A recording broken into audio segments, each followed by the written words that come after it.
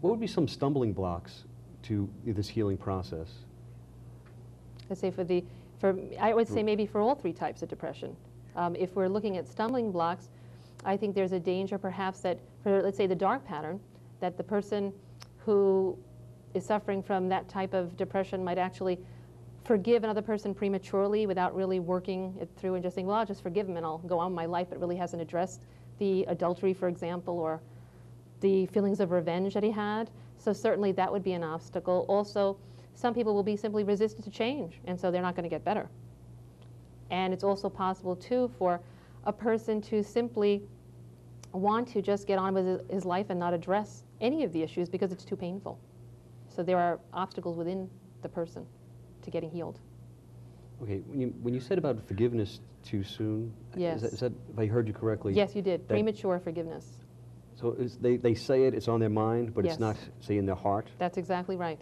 It's certainly an intellectual thing in their will, but it really hasn't penetrated who they are, their soul. So that forgiveness would be like sort of a process, if you will? Exactly. Forgiveness is definitely a process. Really deep-rooted forgiveness is a process.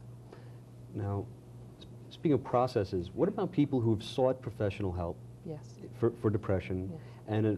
and have still, if you will, have not been satisfied? Would you have any directions for them? Yes, certainly. I think what I would encourage them to do is actually to identify for themselves where they found the help wanting. So, for example, if the counseling wasn't deep enough, was too superficial, that they look for a more deep-oriented counseling next time around. And perhaps another common obstacle would be that, let's say, they're suffering from the deprived or submerged or dark pattern of depression, but they find a provider who's actually just interested in giving them prescriptions and medication. And so next time around, they need to look for a counselor who is familiar with the three different types of non-physical, non-biological depression and can really help get to the root causes of the depression.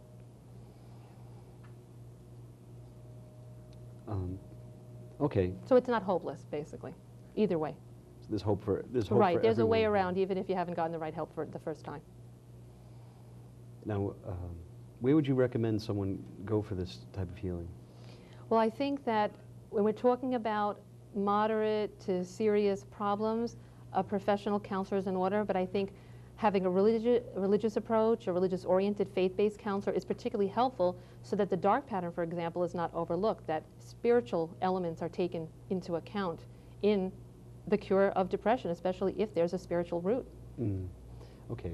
So not only may these three patterns be interwoven, yes.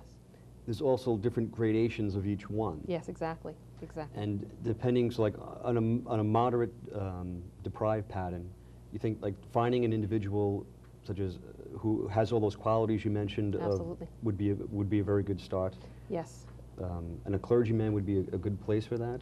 Yes, I think a clergyman, certainly if he has some counseling background, maybe pastoral counseling or something even like grief counseling, may be able to help some of the more mild to moderate cases. But I think once it gets past moderate to serious and it goes maybe on to profound, it's really important that the sufferer look for someone who's really able to remediate these situations, which really can be more deep-rooted, and a lot of clergymen and religious may not necessarily have the time in their very, very busy schedule to actually provide that kind of depth help. So it's a discernment process. Okay, so it takes a large amount of discernment. Absolutely. How would someone identify the different levels that they're on? Okay, in terms of mild or moderate, yes. do you mean?